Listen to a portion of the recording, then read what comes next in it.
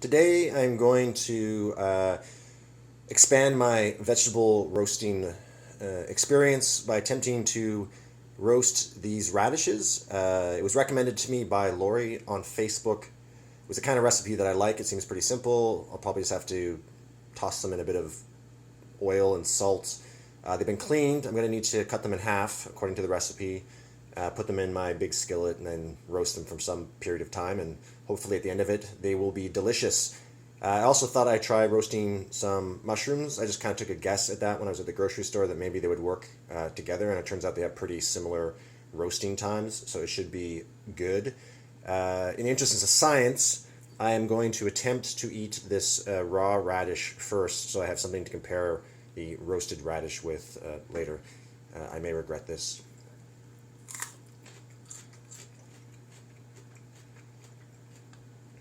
That's not bad.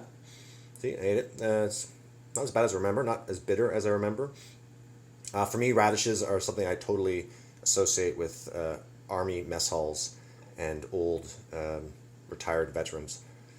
I don't think they, I don't think I've ever had a roasted radish before, so this is a true uh, voyage of discovery. Um, I will cut them up and we'll take it from there. The radishes have been all cut up in half, laid white face down. I've already deviated from the recipe that Lori sent me in a number of ways. A, I've added the mushrooms. B, I've added garlic. At this point in the recipe, you could add the garlic afterwards, but I thought, heck, if we're going to have garlic, we might as well get it roasted. So there's a bunch of olive oil, a bunch of garlic, and pepper, fresh ground pepper, and salt. I will, once the oven is up to 450 degrees, roast it. Well, the radishes are supposed to roast for 10 to 12 minutes. The mushrooms are supposed to roast for 20 minutes, so maybe I'll go somewhere in the middle. Uh, my experience so far is it's not so bad to roast longer than shorter, so we'll see what happens.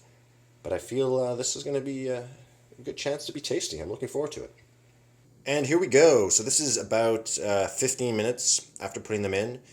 It looks like the mushrooms, I actually thought this might happen. The mushrooms released a lot more water into the pan, which is not really part of the original recipe. So that may affect the outcome of these little radishes. I also covered it with tinfoil. I'm not sure, it didn't actually say to be covered, but I thought I might as well do that because why not? But let's give this a go. Let's try this little guy here. It looks promising.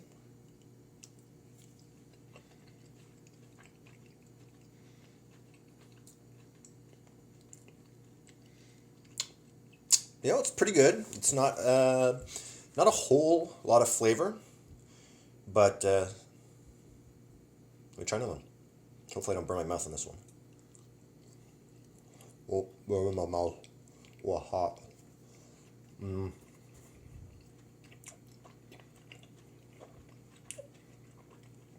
That's pretty good. It's like a radish with the less pleasing parts of the radish flavor gone. And the texture, of course, is softer. I think if I'd stuck to the original recipe, they'd probably be a little more crispy. I think the idea is that the pan is supposed to make it crisp up. But let's try this roasted mushroom as well.